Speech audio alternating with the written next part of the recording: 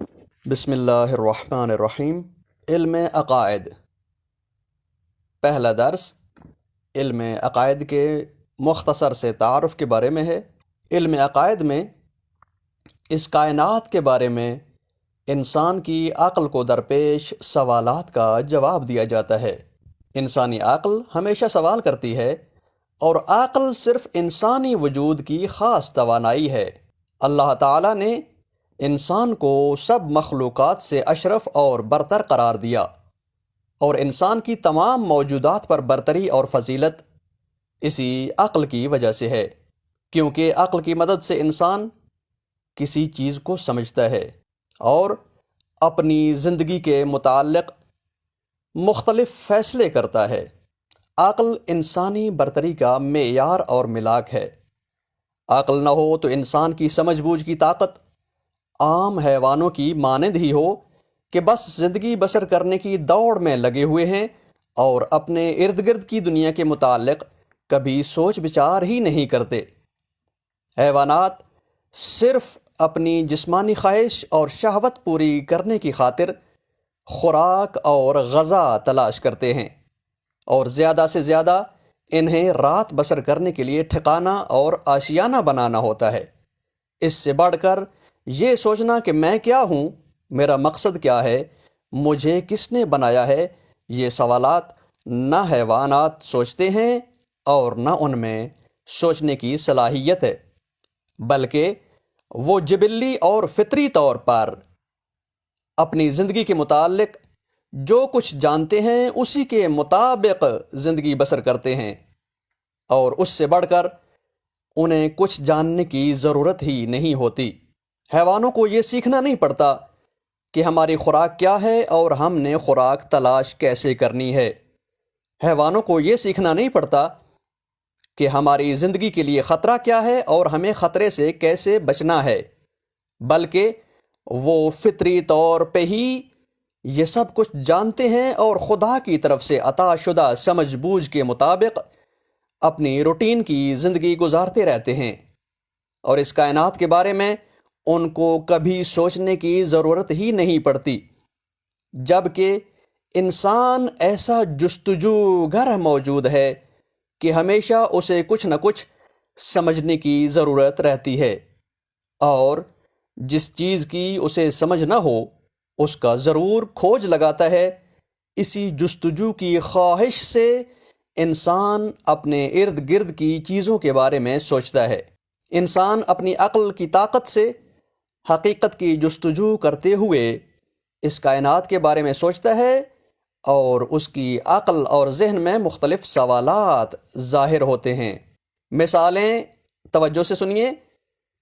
جس طرح یہ سوال ہے کہ اس دنیا میں میرے ارد گرد کیا کیا پایا جاتا ہے، جو کچھ میرے ارد گرد کی دنیا میں پایا جاتا ہے یہ سب کچھ کس نے بنایا ہے؟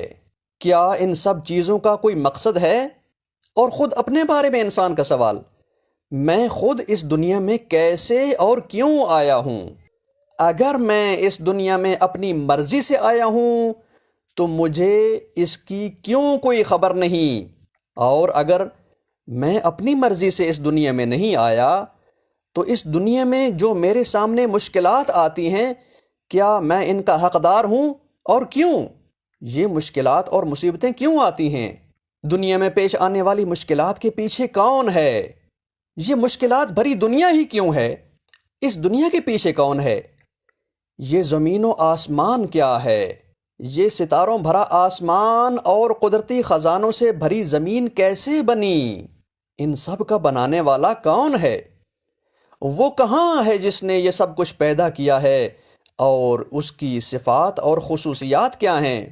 کیا زمین و آسمان اور اس کائنات کو بنانے والے کا کوئی مقصد ہے؟ اگر اس ساری کائنات کے بنانے والے کا کوئی مقصد ہے تو اس کا مقصد کیا ہے؟ میرے دنیا میں آنے کا کیا مقصد ہے؟ اگر میری زندگی کا کوئی مقصد ہے تو اس مقصد کو میں نے کیسے حاصل کرنا ہے؟ اس رنج و مصیبت بھری دنیا میں میرے مشکلات میں مبتلا ہونے کا مقصد کیا ہے، اور مشکلات کا مقابلہ مجھے کیسے کرنا ہے، اور اس دنیا کی تمام مشکلات اور مصیبتوں سے لڑتے لڑتے میرا انجام کیا ہوگا؟ کیا میری زندگی یہیں ختم ہو جائے گی اور زندگی کا سورج غروب ہوتے ہی سب کچھ موت کی تاریکی میں غائب ہو جائے گا، جیسے کہ رات کی تاریکی میں سارا اجالا مٹ جاتا ہے؟ کیا سب مشکلات جھیلتے سہتے میں نے ادھر ہی ختم ہو جانا ہے؟ دنیا کی مشکلات سہتے سہتے اس کا کوئی نتیجہ مجھے ملے گا یا نہیں؟ اگر کچھ نتیجہ نہیں ملے گا تو میرا قصور کیا تھا کہ اتنی مشکلات سے لڑوں اور تباہ ہو جاؤں؟ اور اگر نتیجہ ملے گا تو کہاں؟ کیا میرے جسم کی موت کے بعد کوئی زندگی کا تصور ہے؟ اگر جسم کے مرنے کے بعد کوئی زندگی ہے تو اس زندگی کی حقیقت کیا ہے؟ جسم کی موت کے بعد کیسی زندگی ہوگی؟ کیا وہاں بھی انسان کو طرح طرح کی مشکلات کا سامنا کرنا ہوگا؟ اگر میری جسمانی موت کے بعد کوئی زندگی ہے تو اس زندگی کی مشکلات اور آسانیاں کس طرح کی ہوں گی؟ جسمانی موت کے بعد اگر زندگی کو دوبارہ مشکلات درپیش ہوں تو کیا ان مشکلات سے بچنا انسان کے بس کی بات ہے؟ اگر اس زندگی کی مشکلات سے بچا جا سکتا ہے تو کیسے؟ اگر اس زندگی میں دوبارہ انسان کو مشکلات اور مصیبتوں میں پھنس جانا ہے تو انسان کی اتنی رنج و مصیبت بھری زندگی کا انجام کیا ہونا ہے؟ یہ سوال اور اسی طرح کے ہزاروں سوالات عقل مند انسان کو پیش آتے ہیں، اور انہی عقلی سوالوں کے جواب تلاش کرنے کی ہر عقل مند انسان کوشش کرتا ہے۔ جب انسان ان سوالوں کے جواب تلاش کرنا چاہتا ہے تو یا صرف اپنی عقل پر بھروسہ کرتا ہے اور اپنی عقلی جستجو سے حاصل کیے ہوئے نتائج سے اپنے سوالوں کے جواب تلاش کرتا ہے، تو اس وقت انسان کے انہی عقلی سوالوں کے جوابات میں جو نتائج اکٹھے ہوتے ہیں ان سے علم فلسفہ بنتا ہے۔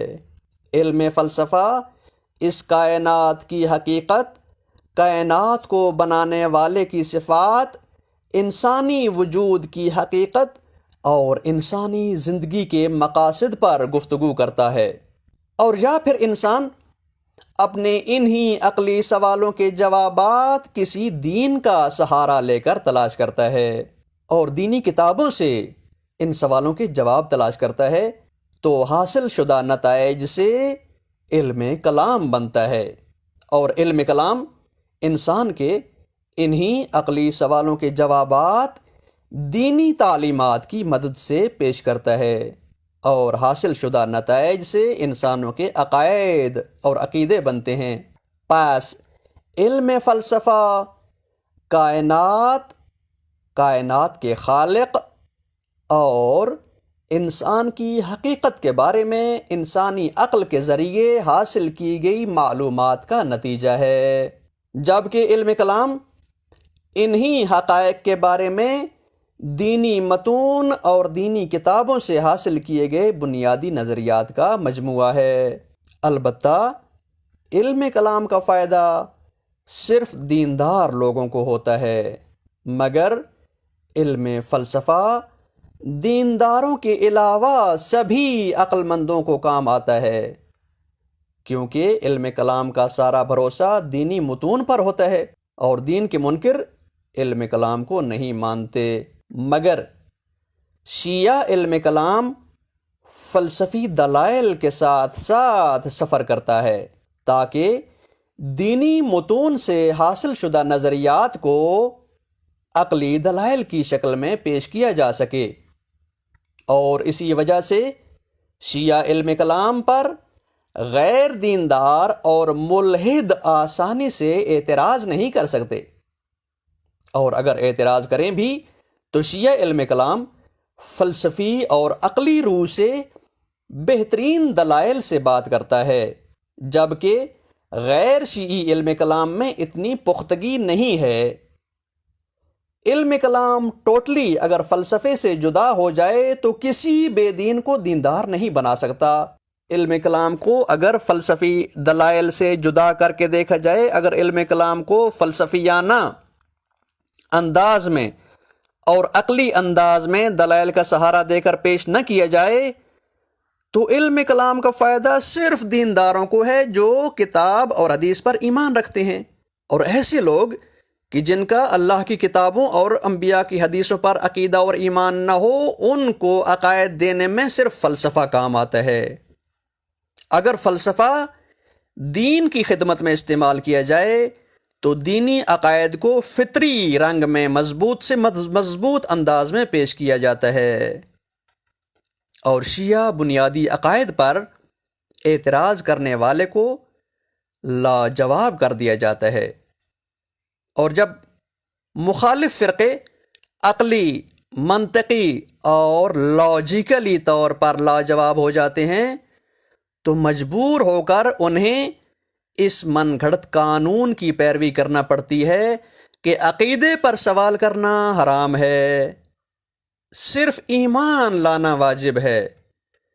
مگر شیعہ علم کلام چونکہ عقل و فلسفے کے مضبوط دلائل کے ساتھ چلتا ہے تو ہر ایک کو اشکال اور اعتراض کرنے کا مکمل حق دیتا ہے، تاکہ انسان مکمل روشنی کے ساتھ دینی عقائد اپنا کر اپنی زندگی الہی تعلیمات کے سائے میں گزار سکے، اور علم کلام میں خالق کائنات کی صفات، انسانی زندگی کی حقیقت اور زندگی کے مقاصد کی تعلیم دینے کے لیے رہنماؤں کی ضرورت، اور اسی طرح انسان کی آخرت کی زندگی پر روشنی ڈالی جاتی ہے۔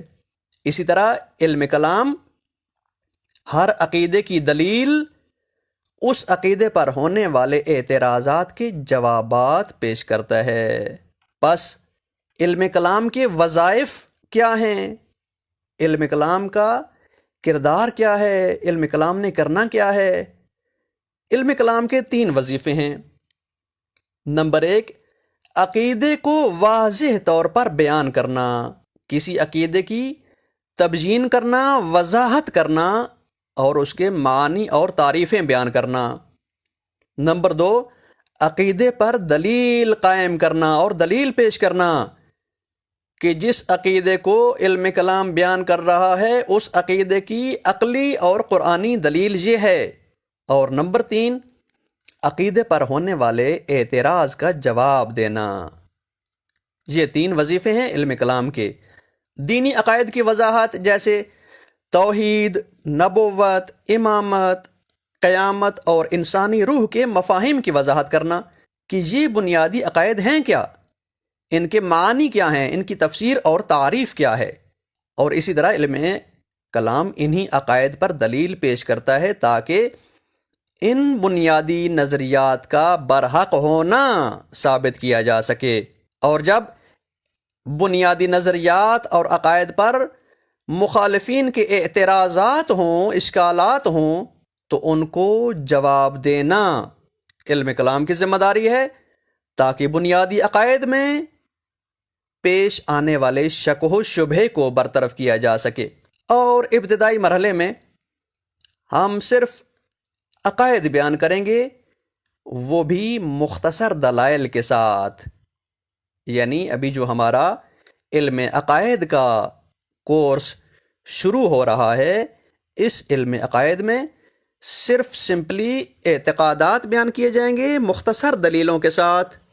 اور یہ یاد رہے کہ علم عقائد اس کائنات کے خالق انسان کو ہدایت کے لیے نبی اور امام کی ضرورت اور انسانی حقیقت کو بیان کرنے کے بارے میں ہے۔ علم کلام میں صرف اس کائنات کے اور انسان کے بارے میں بنیادی نظریات پر بحث کی جاتی ہے، جنہیں آپ اصول دین کہتے ہیں، اور جو چیز اصول دین سے ہٹ کر ہو اس کا علم کلام کے ساتھ اور علم عقائد کے ساتھ کوئی تعلق ناتا نہیں ہے۔ اس علم میں انسانی افعال یا اخلاق کے بارے میں گفتگو نہیں کی جاتی، بلکہ اس علم میں انسانی افعال اور انسانی اخلاق کی بنیادوں کے بارے میں گفتگو کی جاتی ہے۔